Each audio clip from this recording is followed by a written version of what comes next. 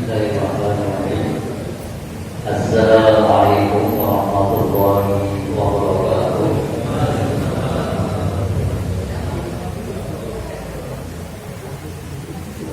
Alhamdulillahilladzi hadana li hadza wa ma kunna linahtadiya lawla an hadana Allah. Asyhadu an la ilaha illallah wahdahu la syarika lahu wa asyhadu anna Muhammadan abduhu wa rasuluh.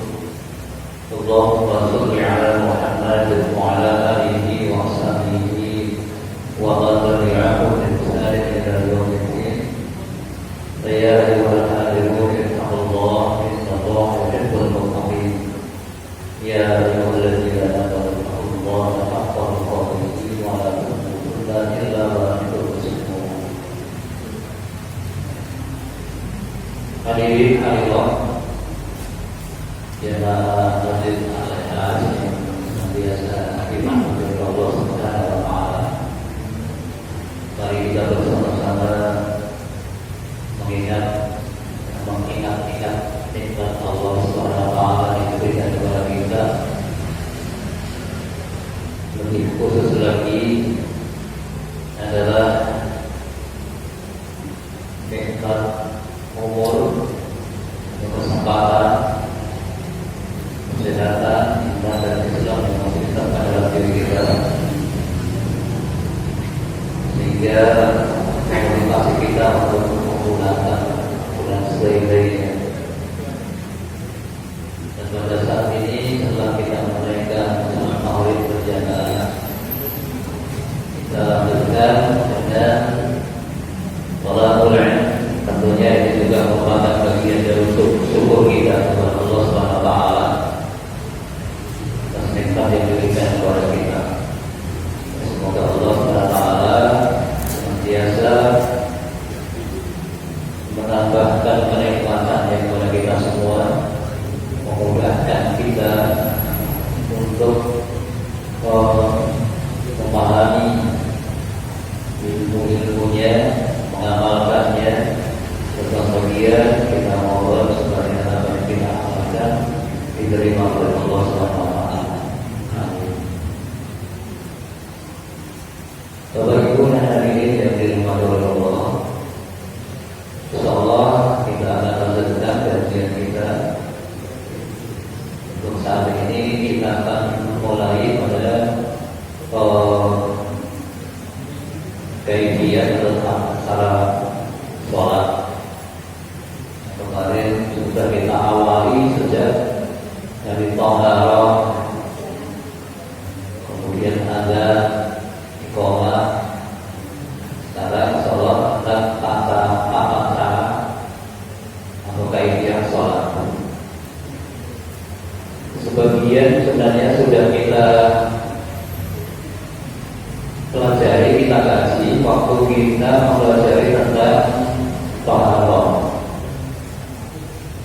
Kemudian juga saat tentang kita pelajari waktu-waktu sholat. Kita sudah pelajari tentang yakni syarat-syarat sahnya sholat. Meskipun untuk bab ini juga diawali dari tentang syarat-syarat sholat. Syarat-syarat kalau yang kita pelajari dulu waktu di bangku sekolah itu berkaitan dengan sholat yang kita pelajari satu syarat wajib sholat kemudian ya, syarat wajib sholat nopo yang menyebabkan seseorang wajib sholat adalah muslim. Yang pertama muslim, karena dia muslim, karena dia beragama Islam, dan hukum Islam itu setelah syahadat adalah sholat, yang tiga sholat. Maka kemudian muslim atau orang Islam menjadi syarat wajib bagi dirinya untuk mengerjakan sholat. Kemudian balik, ini sambil mengingat-ingat ya. Ini ada sedikit balik.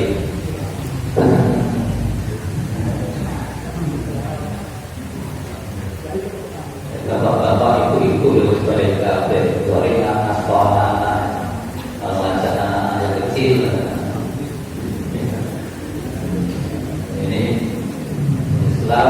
sudah, balik juga sudah. Kemudian apa lagi? Berakal, memiliki akal, berakal, akal yang sehat, memiliki akal yang sehat, kalau sehat akalnya. Kemudian masih ada lagi nggak? Habis. Sudah masuk waktu sholat. Dan dari waktu sholat belum masih. Kalau sudah masuk waktu sholat, waktu maksudnya, maka kemudian itu menjadi wajib bagi kita.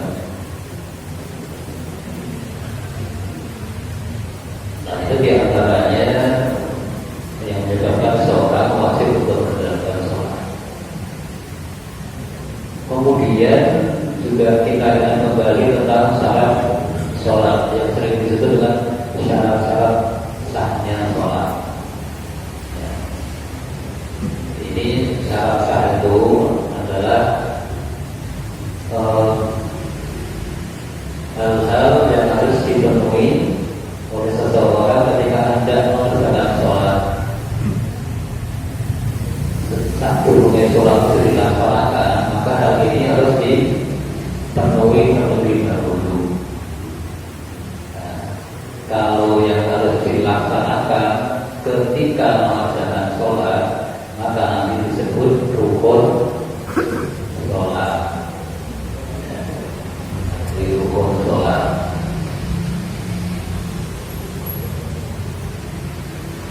Sekarang berkaitan dengan syarat-syarat sahnya sholat. Ini sebagian kemarin sudah kita pelajari syarat. Soal kita kasih contoh waktu sholat dan sebagainya. Karena yang pertama ini adalah mengetahui tentang masuknya waktu sholat. Kemarin sudah kita pelajari ya. Jadi ini adalah ingatan saja. Mengetahui tentang masuknya waktu sholat. Nah, kalau orang pikun, yang pikun itu tak sholat lagi lagi, terus lain ngopong tadi, kok terus pengen sholat mana? Itu yang biasanya sholat, dia ngopong, yang biasanya di sehat, sering sholat, sering sholat. Pikul itu bikin sholat nanti lambung bertekoknya apa sholat nanti bagi sholat ngobong lah orang ini.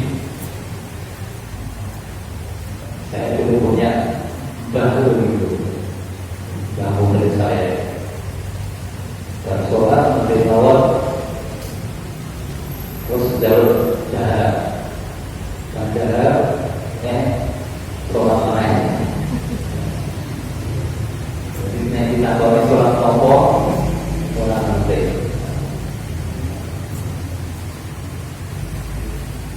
Jadi ini bagi nabi yang memenuhi syarat wajib sholat. Ketika hendak sholat maka harus memenuhi syarat sahnya dulu, mengetahui tentang masuknya waktu sholat. Macam-macam cara nih, cara mengetahui masuknya waktu sholat itu. Termasuk apa ini? Ini yang paling mungkin apa ya?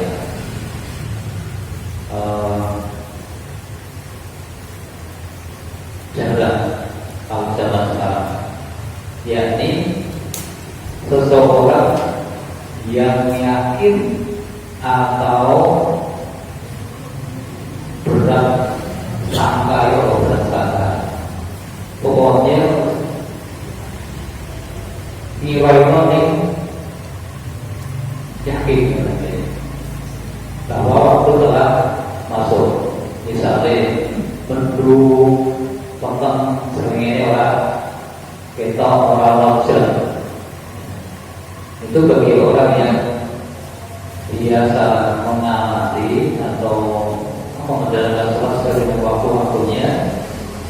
itu bisa mengira-ngira.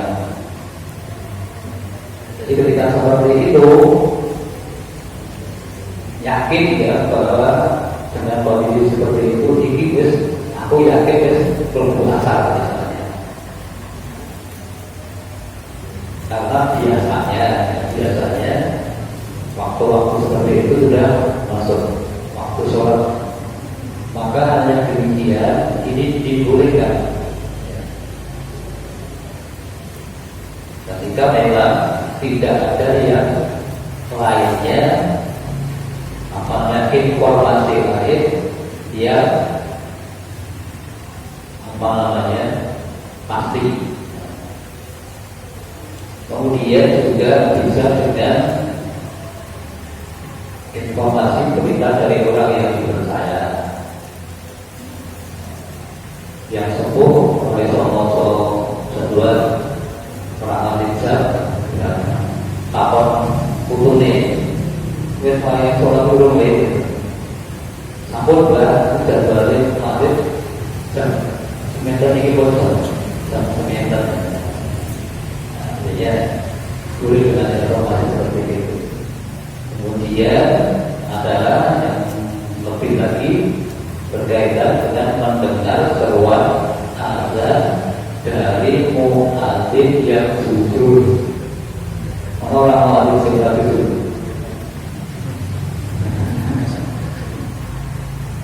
Nek orang jujur saja ya orang.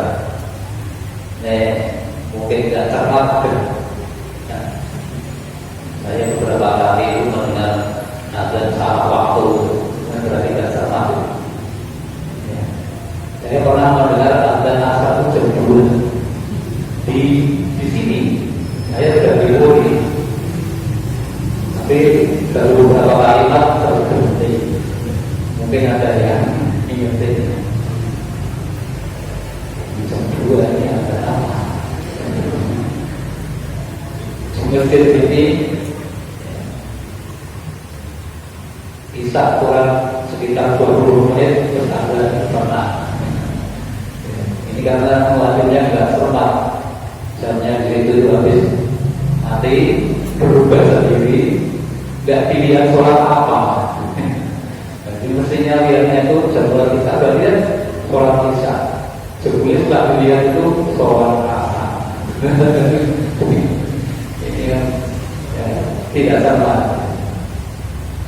Jadi ketika informasi dari muadzin yang jujur itu juga bisa, itu yang lebih meyakinkan dan bahkan dipanggil.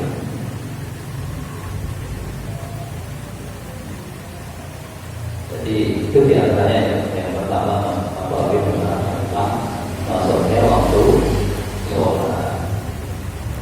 Kemudian yang kedua ini juga kita pelajari ketika mempelajari tohar cara sahnya orang sholat, yakni suci dari hadas kecil dan hadas besar. Dalil-dalil ini mesti pelajari semua ya kelakar dari ini.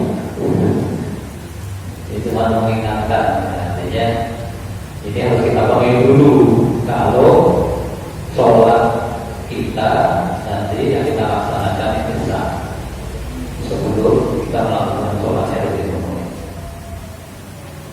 Kemudian suci badan, pakaian dan tempat sholat dari najis yang kelihatan. Sebab kadang ada najis yang tidak kelihatan. Itu pun jika memungkinkan.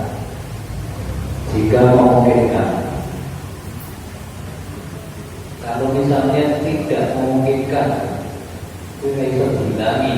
Misalnya ya, tidak memungkinkan untuk dihilangi, hanya bisa sedikit menghindari,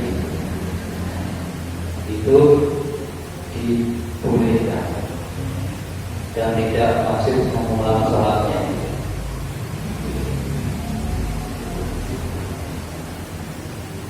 Ini berbeda dengan tadi ya, tempat sholat ya, harus suci dari najis yang kelihatan. Jadi suci badan,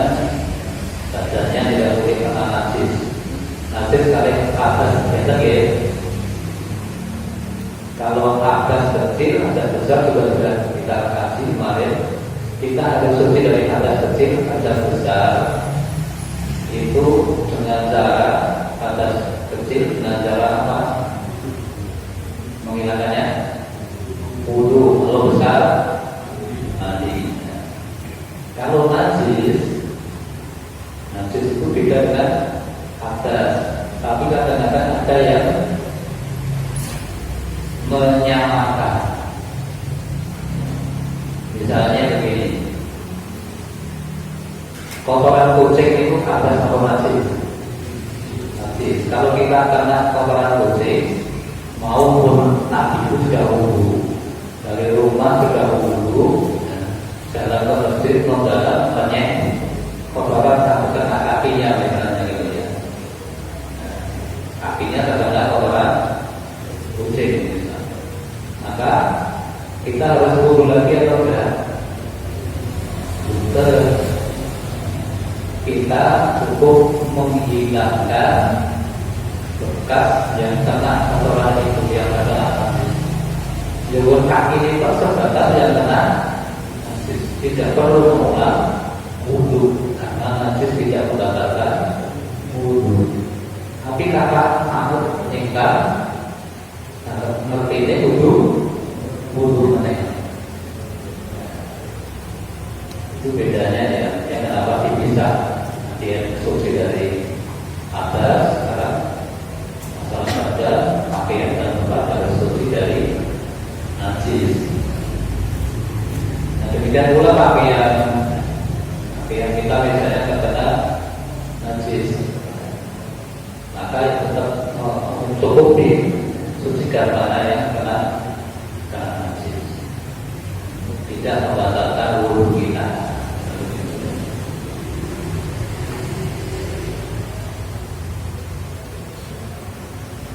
Nah ini sudah kita kasih di waktu kita kasih kalau ini yang mengulang ya.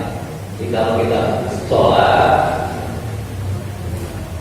misalnya badan kita pakaian atau tempatnya tidak suci dari najis, maka bisa menyebabkan sholatnya tidak sah. Kemudian berikutnya adalah menutup aurat. Berkaitan dengan pakaian yang wajib dipakai dan yang sunnah. Menutupi aurat walaupun sempit, maksudnya ngepas, bukan sempit. Aurat itu bukan sempit melekat sehingga membentuk mau ukur ini.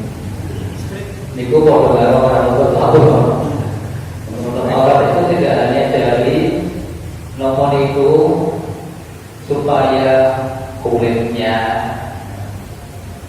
kita katakan kulitnya ya. Dari kain ini kulitnya nggak kelihatan, bukan hanya itu. Tapi aurat itu termasuk adalah menutup supaya juga tidak kelihatan bentuknya, apalagi yang ini dulu. Jadi ini hati-hati yang masalah menutup aurat. Jadi sempit yang dimaksud di sini ini pas menutupi aurat.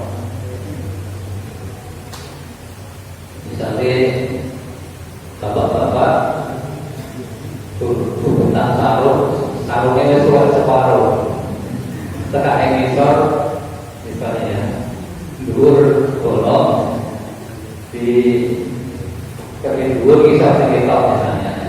Nah kemudian diambil tengah-tengah mepet, full atau mepet pusat. Nah, itu maksudnya minimal ya, menutup aurat minimal boleh. Itu sudah kita bahas ya, boleh. Ini orang umum. Jadi boleh bisa dengan misalnya kita ke masjid sholat pakai kebutuhan sarung rok dulu misal dengan gol. Bapak-bapak saya bukan ibu. Bapak-bapak sah secara hukum sah. Jadi tidak batal sholat. Ya, hanya saja itu tentunya akan dipakai seseorang dalam keadaan darurat terpaksa.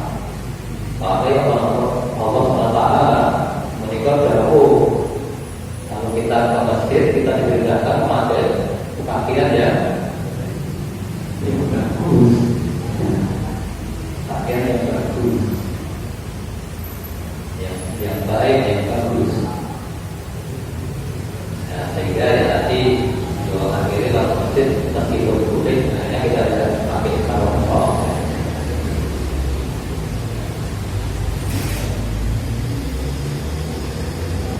Nah, kemudian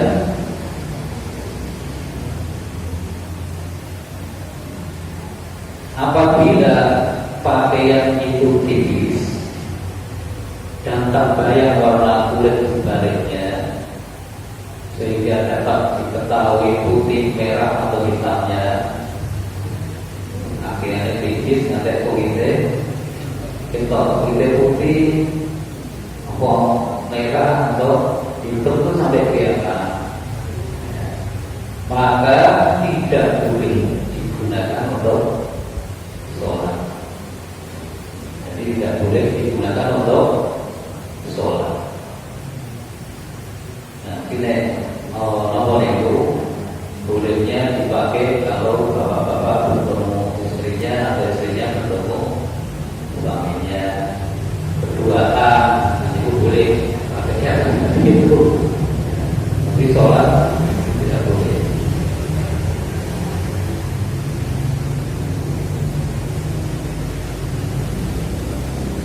Kemudian boleh memakai hanya satu macam pakaian. Jelas sudah saya sebutkan misalnya sarung tadi, satu macam pakaian dibolehkan. Ini ada satu hadis dari sahabat Nabi Muhammad, Rasulullah SAW sebelum sholat di thawbin wahidin faqala apa nikul bikum thawban. Kalau Rasulullah SAW ditanya orang tentang sholat dan hanya sekedar pakaian saja, maka saja apakah setiap kamu mempunyai dua macam pakaian? Itu ditangkap di mata. Kalau memang setiap orang yang memiliki dua pakaian, maka silakan dipakai. Tapi kalau tidak memiliki dua pakaian, hanya satu saja, maka cukup baginya ketika sudah menutup aurat. Tapi alhamdulillah saat ini kita semua diberi kemudahan untuk bisa menutup aurat secara sempurna. Alhamdulillah ya. Untuk mengalami masa-masa sulit untuk sudah menutup aurat. Diceritani bahwa itu sama Jepang, ya, bentukannya pakaiannya kuning, misalnya, saya nggak bisa bayangkan. Paling orang tahu alami. Jadi artinya apalagi dulu ya masa Rasul SAW banyak juga yang pakaiannya terbatas. Sekarang ini sarung di setiap mau itu ibaratnya saja. Ya. Sehingga kalau tapi ini karena ini hukum, ya, maka kita kasih kita pelajari. Artinya kalau ada kemudian kita mengalami sesuatu yang kemudian seperti keadaan ini, berarti ngerti caranya. Jadi kalau dikasih ngertinya sholat kudu nganggo pati, kudu nganggo sarung. Orang pas orang pati, misalnya ya di satu tempat tertentu, pati diklat kayak sarung itu, terus malah sholat, dan orang sholat, nganggo itu ini, yang sarung rok. Ini kan malah nanti nikah wajib. Sehingga meskipun kita saat ini alhamdulillah tidak kemudian untuk melakukan tapi karena ini untuk ini kita kasih supaya kita tahu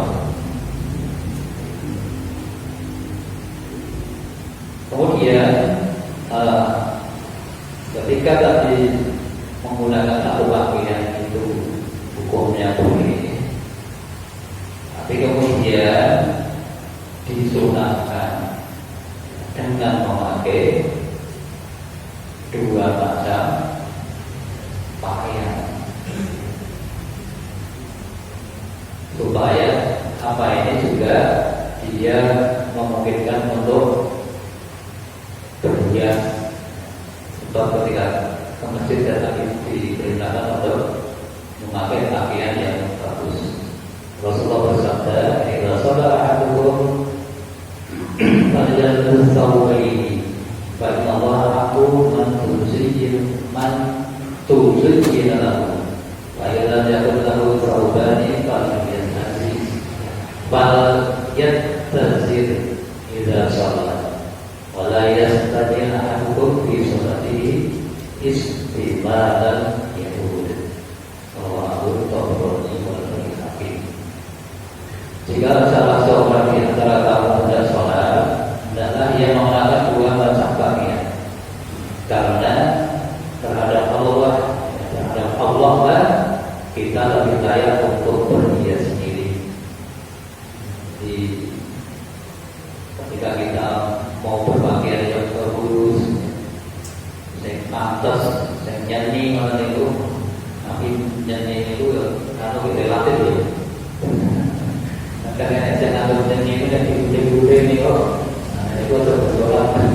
Maksudnya yang pantas itu sholat. Hanya PD bertemu seseorang yang dimuliakan, dihormati, apalagi ini Allah, maka jika kita gunakan yang lain. Umpama yang tidak mempunyai dua lembar pakaian, hendaklah ia memakai sarung bila hendak sholat, dan janganlah kamu membelitkan pakaianmu ke tubuhmu sewaktu sholat, sebagai halnya orang-orang Yahudi. Jadi mungkin itu berarti sarung itu orang di orang Hindu ngomongin untuk tak video belit diuntel apa diuntel kan diuntel ke.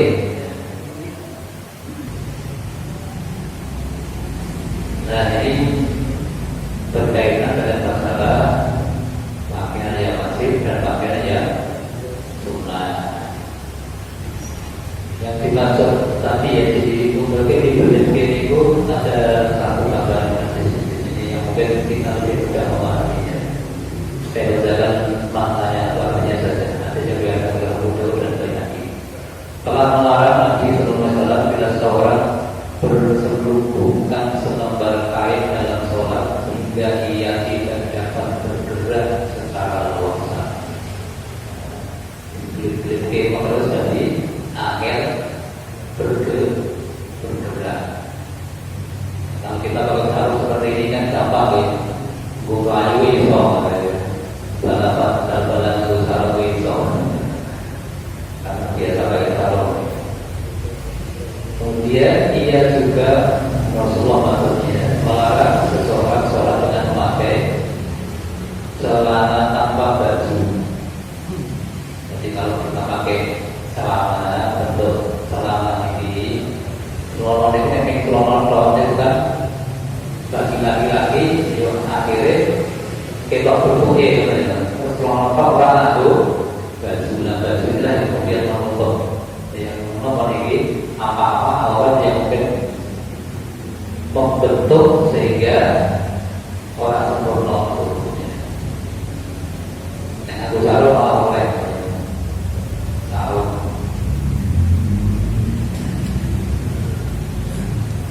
Dan kemudian Bapak Ibu berkaitan dengan masih masalah menutup tadi ya. Karena aurat itu sudah kita tahu ya Bapak-bapak atau Ibu-ibu.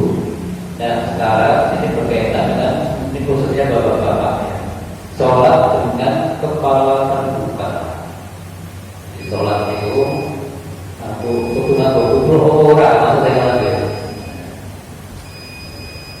Jadi saya kira melihatnya dari Ibnu Abbas, anak Nabi Sallallahu Alaihi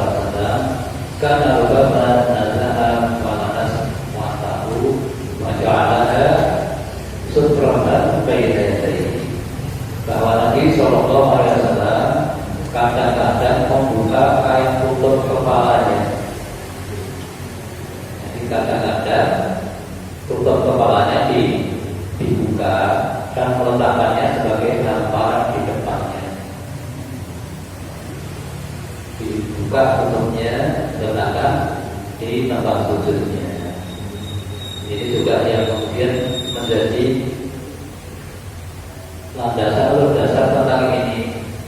Jika kalau kita dulu waktu belajar ya, di sekolah atau di madrasah, ini sholat ini ditutup rambutnya orang oleh waktu saklar baik lagi. Nah yang itu pokoknya ada pelambaran rambut saklar baik orang. Ada yang itu.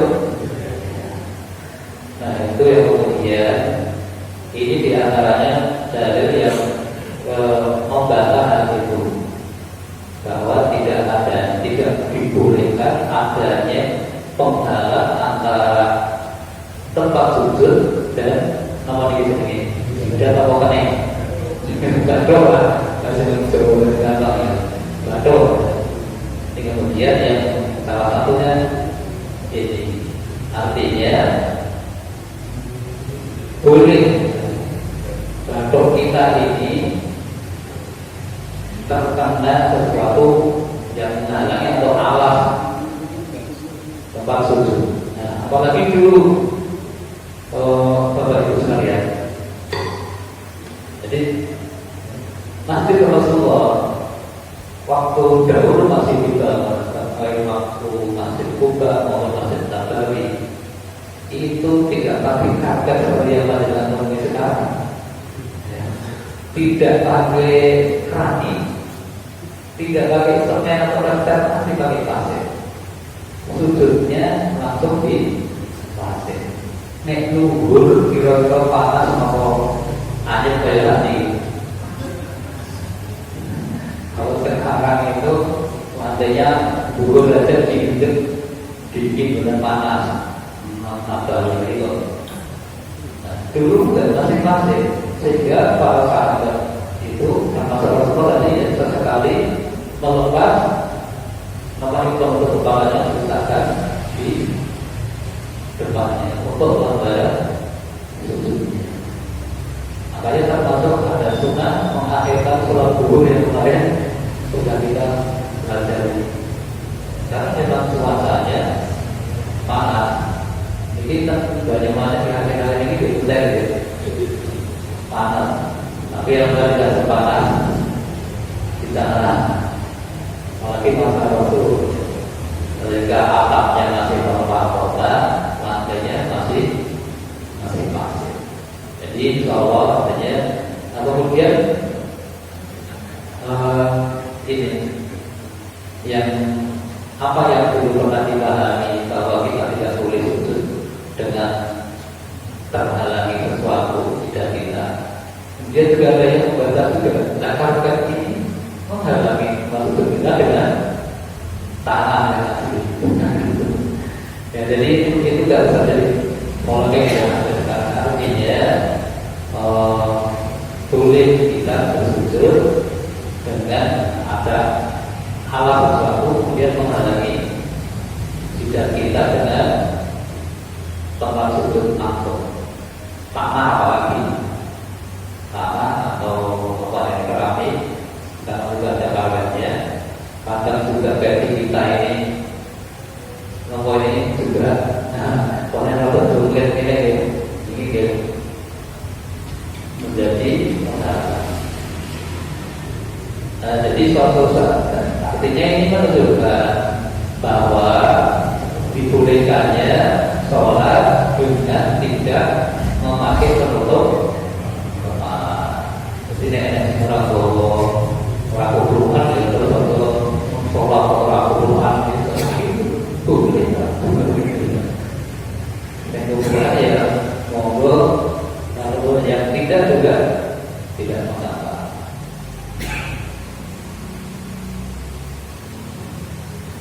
Jadi saya sampaikan satu penjelasan dari golongan Hanafi, tidak ada salahnya jika apabila laki-laki sholat dengan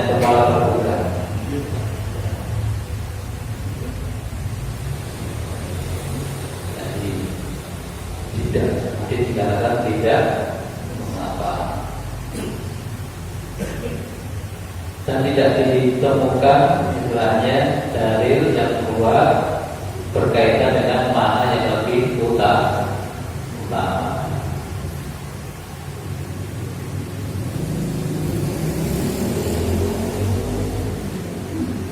Satu lagi syarat sahnya sholat adalah menghadap kiblat.